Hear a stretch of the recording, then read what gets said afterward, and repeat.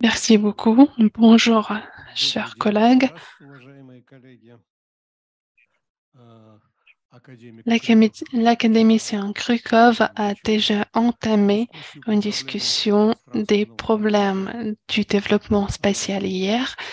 Он Il parlait, si vous vous en souvenez, euh, объяснил нам, что du fait российское que пространство l'espace russe possède обладает un огромным potentiel экономическим économique потенциалом, énorme qui, который pour l'instant, используется в очень n'est utilisé que незначительной partiellement, степени. très partiellement. И Dans в ce этой связи cadre, он il a критиковал critiqué la российскую politique spatiale пространственную russe политику en disant и la chose сказал, suivante: что cette она не имеет politique внятного n'a общего pas de замысла vision claire, de vision и générale, не носит elle n'est комплексного pas характера, compréhensive и что et она elle нацелена vise en quelque на sorte организацию точек l'organisation des роста points de и croissance, развитие dans le анклавов meilleur des роста, cas, но des не zones развитие de croissance, страны mais non и pas le пространства développement России в целом. global de l'espace russe. Здесь я с ним En cela, je suis tout абсолютно à fait согласен, d'accord avec mon но collègue, есть mais и il y a другой encore un аспект aspect истории с à пространственным развитием в России. cette question du développement spatial de la Russie. Мы неоднократно с вами À отмечали plusieurs неоднократно, reprises, что российская on a политика, parlé dans nos которая séminaires du fait демонстрировала que высокую l'économie устойчивость, russe avait высокие адаптивные montré une grande способности в моменты stabilité, кризисов, une grande это capacité говорит и d'adaptation au moment de 98 crise, году, и в dans les années 2008 году, 90, en и 2008 во время et plus tard lors de la политического crise кризиса, и pandémique et сейчас même в aujourd'hui dans геополитического cette crise кризиса. géopolitique. И Les российские régions регионы russes тоже демонстрировали довольно démontrent поступательную aussi une стабильность. stabilité Поэтому я assez хотел бы начать importante. с того, Voilà начал pourquoi бы je с того, voudrais чтобы commencer отметил par attirer votre attention положительные à стороны des пространственного éléments, развития des aspects России positifs, и positifs с одной du стороны développement spatial de la Russie реализации et по des пространственному réussites de развитию, с la другой стороны politique успехи fédérale российских d'une регионов. part et d'autre part de la В réussite чем, на мой des взгляд, politiques régionales. Alors, quels заключается sont ces aspects положительность positifs пространственной de la политики politique spatiale menée в par les России? autorités russes? Ну, Tout во-первых, d'abord, надо il отметить, faut что faire remarquer que российская les центральная autorités власть centrales довольно de la неплохо Russie сглаживает arrivent различия à между euh, регионами бюджетных доходов atténuer и les доходов différences entre les маленькой régions иллюстрации. dans les revenus budgétaires et les revenus de la population. Un По exemple, статистике selon les statistiques ГДФО russes, валовый le национальный продукт PIB самого богатого региона России, moyen par personne de la в данном région la случае plus Ленинский riche автономный de la округ, в Russie 51 раз de- превышал душевой était валовый 50 национальный fois продукт самого plus слабого grand российского региона, de la республики région la plus faible Ингушетия en в 2019. 2019 Voilà, c'était la году. relation. Даже если мы Même берем si on уровень regarde макрорегионов, федеральных округов, le niveau de то macro-région разница в hum, душевом валовом des национальном окруgs продукте fédéraux, между la différence Российским entre федеральным округом la région des Северо Urals et сосредоточена la région de Nord-Ouest est вот, но благодаря 6,4 fois. централизации Mais налогов grâce à la на федеральном centralisation des бюджете revenus fiscaux и dans le budget благодаря дальнейшей fédéraux, dans le budget перераспределению этих fédéral et налогов, leur distribution, инфляция очень существенно ici, снижается. cette Скажем, différenciation est atténuée. самый богатый по Par exemple, la годовым доходам région la plus riche, регион России c'est Ямало-Ненецкий округ, la région de Yamal, превышает ne душевой dépasse que de доход 5 fois республики Ингушетия, le revenu moyen средний de доход la самого région la plus богатого pauvre. центрального федерального округа только в Et donc, 1,9 раза превышают pour la средние région доходы населения la plus Северо-Кавказского riche, федерального округа. une Да, autre еще, remarque, ici on parle еще одно des замечательный revenus номинальный доход. nominaux, mais si on Если prend en учесть compte les различия différences в de потребительских coût способностях, des paniers de consommation, когда les paniers de регионы consommation sont moins богатые chers dans des régions определенно plus стоят pauvres. дешевле, Alors, la то différence разница dans les revenus des populations serait encore plus grande. Et cette politique de redistribution sert à maintenir une stabilité sociopolitique en Russie et essaie d'égaliser les revenus des populations pour éviter migration euh, non désirée, pas entièrement, mais quand même, cela permet d'éviter une grande migration. Une autre direction où la politique fédérale a réussi, c'est la réalisation de toute une série des programmes visant le développement et le soutien des régions. Ces programmes portent des titres différents, des programmes de développement, des programmes fédéraux et régionaux. Ils ont normalement un aspect social et visent la résolution des problèmes sociaux, mais ils portent une amélioration générale pour chaque région en stimulant l'activité économique régionale. Il y a peut-être un seul plan de modernisation, de développement des infrastructures magistrales qui vise l'aspect économique de tout cela. Et il peut être considéré un instrument du développement spatial aussi, mais il faut faire remarquer que nous voyons dans les statistiques économiques et dans les faits une influence positive de ce plan général du développement des infrastructures. En plus, il faut peut-être aussi attirer l'attention sur l'instrument de soutien suivant, c'est le soutien des grands projets d'investissement réalisés dans des régions qui portent une vraie influence sur le développement spatial et sur l'amélioration de la situation dans des régions. Je vais vous en donner des exemples. Donc des projets corporate qui ont été cofinancés, soutenus, subsidiés par le gouvernement. On en parle peu chez nous, mais la construction de nouveaux ports dans la région de Leningrad a modifié considérablement la situation avec les transports dans cette partie de la Russie. La Russie a pu renoncer au transit pas toujours stable à travers la Pologne, par exemple. Le Bélarus, par exemple, désormais s'appuie sur les ports de la région de Leningrad. La région elle-même, grâce à ces projets, a reçu une impulsion nouvelle pour le développement. Au cours de ces 10-15 dernières années, je le rappelle, l'on a construit 5 nouveaux ports très conséquents par leur volume. Alors, le développement des ports dans le Krai de Primorié est plus ancien, mais là aussi, la situation, en tout cas l'accès à l'Est pour la Russie a été considérablement amélioré là aussi. Et je citerai un autre projet, l'exploitation des gisements de diamants à Arkhangelsk, dans la région d'Arkhangelsk. Ce projet a permis de doubler les recettes budgétaires fiscales de la région, bouleversant complètement le contexte là aussi, dans le bon sens. Et l'on constate une situation similaire dans la région d'Amour. De grands complexes de transformation sont en cours de construction et les recettes de la région ont augmenté considérablement là aussi.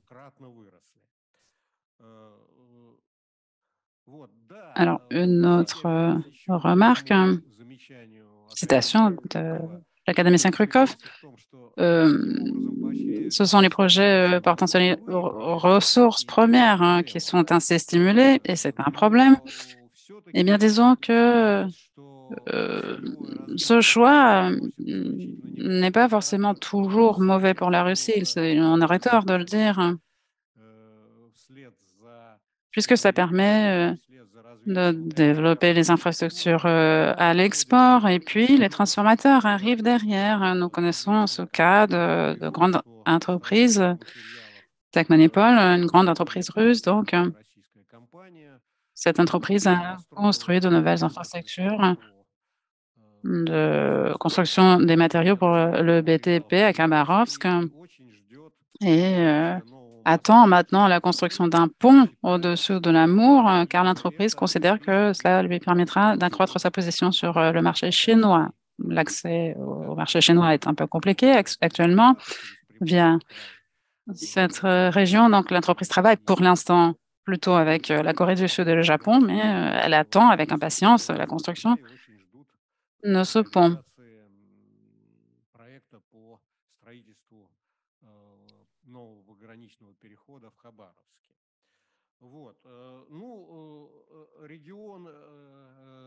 Alors là, la région chante les louanges des responsables fédéraux, disant qu'elle nous améliore la situation pendant la crise, mais il faut dire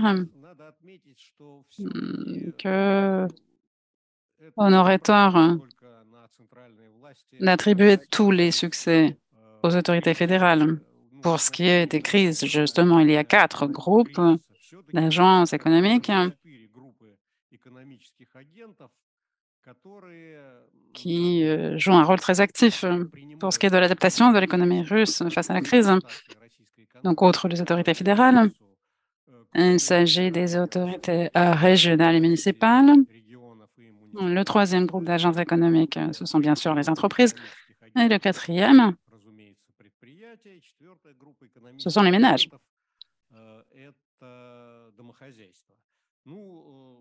Donc, les régions et les municipalités sont responsables, disons, d'un quart du succès pour ce qui est de l'adaptation de l'économie russe à la crise, voire plus même. Alors, pourquoi accordais-je un rôle important aux régions et aux municipalités? Eh bien, la stabilité de l'économie et la résistance psychologique de la population face à la crise ne se définit pas par le rythme de l'inflation ou autres indicateurs macroéconomiques. Vous vous en souvenez, l'un de nos collègues a dit ici,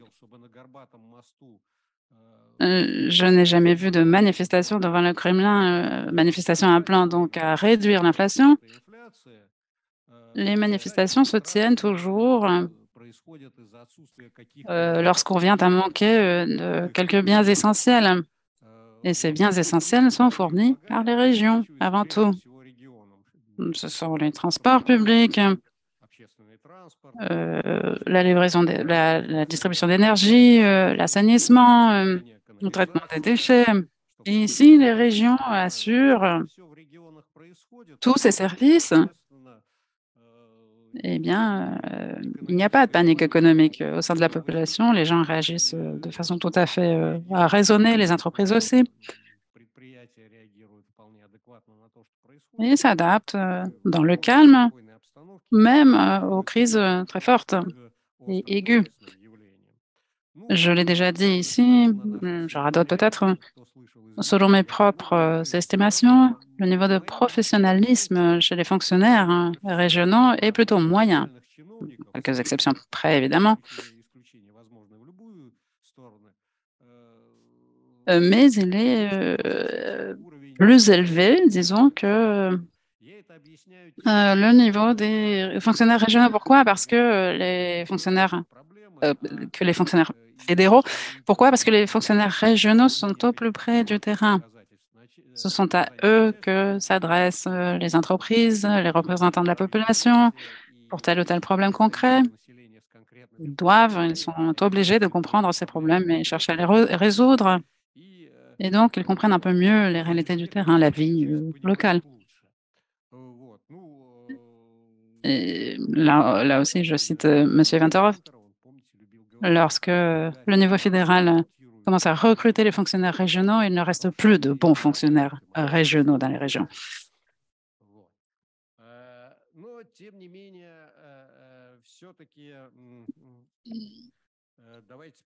Si vous voulez bien, arrêtons-nous un instant sur la disproportion du développement spatial. Je citerai deux catégories. Donc, des déséquilibres historiques auxquels nous sommes confrontés depuis bien des années. Et la deuxième catégorie, des problèmes spatiaux depuis le début de l'année 2022.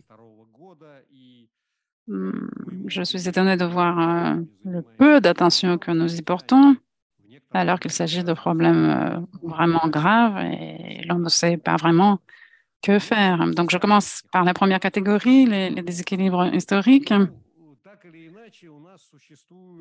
Il y a des différences profondes entre les régions pour ce qui est du niveau de vie et pour ce qui est du développement économique. Et il n'est pas uniquement question d'injustice sociale, c'est une entrave au bon développement économique. Si telle ou telle région met en œuvre avec succès un projet d'investissement et que la région se développe rapidement,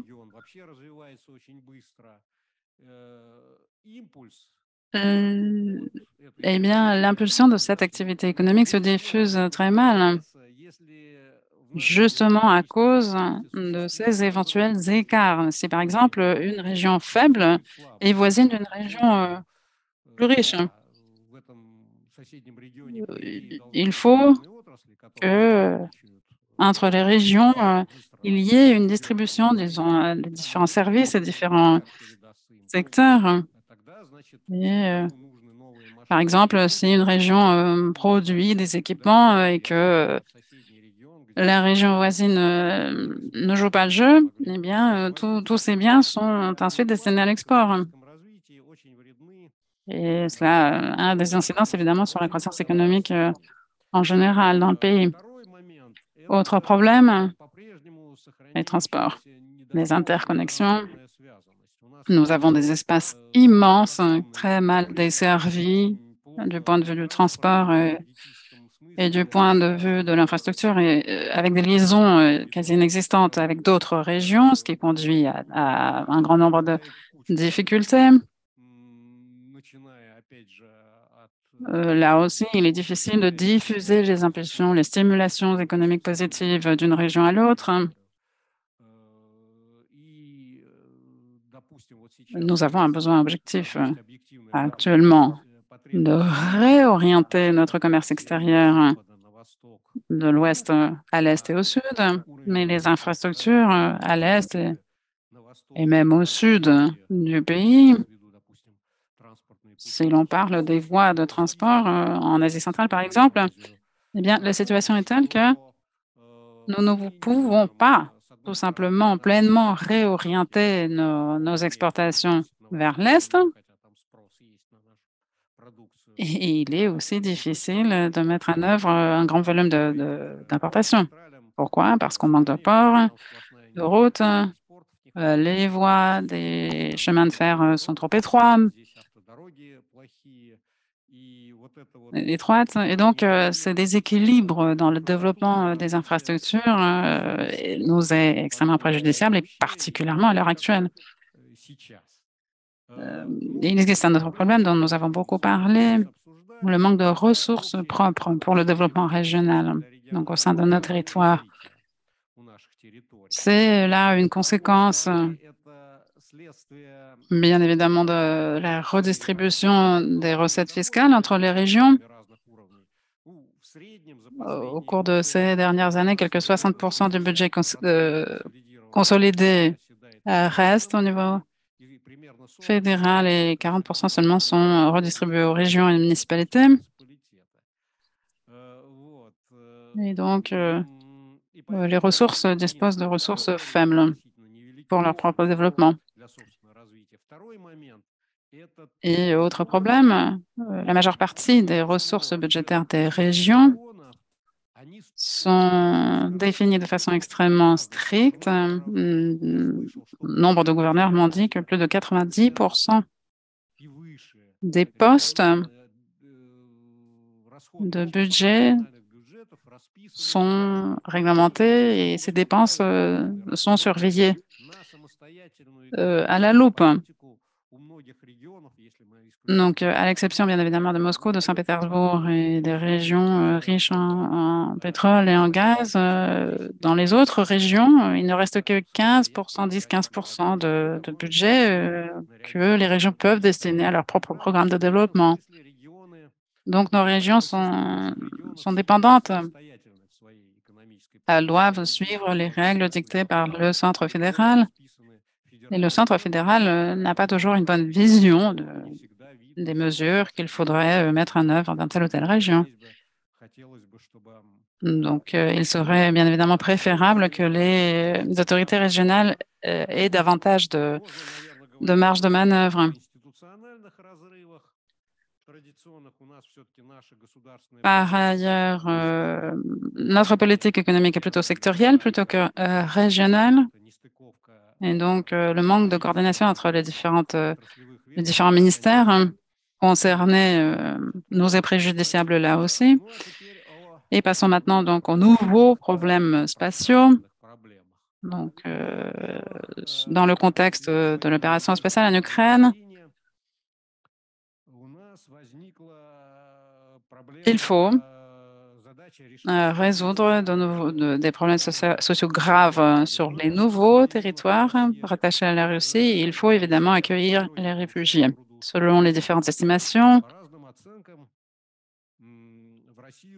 entre 3 et 5 millions de réfugiés sont venus de l'Ukraine en Russie. Alors, on ne sait pas exactement comment on définit les réfugiés et de quel territoire de l'Ukraine ces personnes viennent, mais si leur nombre est de 2,5 millions, disons, ce sont les chiffres cités pour les 8-9 dernières années, eh bien, c'est beaucoup et c'est effectivement une difficulté. Et ce problème doit être résolu d'ici 1 an ou 2 ans, sinon cela conduira à d'autres problèmes nouveaux. Et nous avons un autre problème de long terme.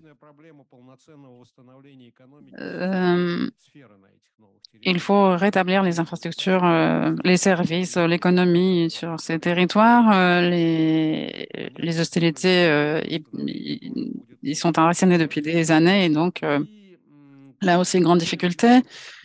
Et enfin, troisièmement, dans cette nouvelle réalité géopolitique, la Russie va devoir se souvenir des principes spatiaux de la défense, de la politique en matière de la défense, donc des centralisations, du complexe militaire-industriel pour le rendre moins fragile, pour améliorer les interconnexions routières sur certains territoires. Donc des dépenses complémentaires là aussi, mais assorties sans doute d'opportunités supplémentaires pour un certain nombre de nouveaux projets d'infrastructures, la voie du Nord-Est, par exemple, car ces projets auront tant une dimension économique qu'une dimension défense. Et il s'agit de projets de grande envergure qui avaient été reportés puisqu'ils n'étaient pas jugés suffisamment efficaces d'un point de vue économique. Aujourd'hui, dans le contexte des hostilités, ils deviennent plus pertinents et seront sans doute mis en œuvre prochainement. Alors, quelle solution, en tout cas, entrevois-je pour tous ces problèmes spatiaux? Eh bien, il nous faut des solutions très rapides. Pour ce qui est des infrastructures des transports, pour permettre à la Russie de réorienter ses flux vers l'Est et le Sud.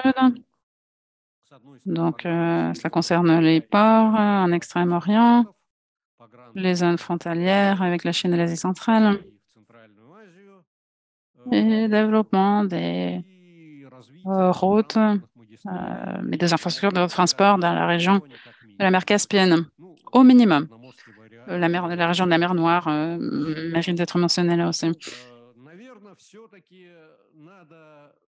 Et là, l'on revient bien évidemment à cette question de redistribution des recettes fiscales entre les différents niveaux budgétaires. Les fiscalistes m'ont dit que ce problème ne pouvait pas être réglé rapidement, car nous avons différents types d'impôts attachés à différents types de budgets. Et dès qu'on change quelque chose, eh bien, le château de cartes s'écroule tout seul. Mais il faut réduire progressivement l'imposition de l'activité économique et accroître la part des impôts fonciers plus rattachés au territoire. Donc, l'impôt foncier, l'impôt sur les véhicules, les moyens de transport, et tout cela, bien évidemment, pour venir en aide aux régions. Alors, il ne s'agit pas là d'un bouleversement radical au départ, mais je dirais que la proportion 50-50 serait meilleure que 60-40 et la plupart des experts sont d'accord avec moi.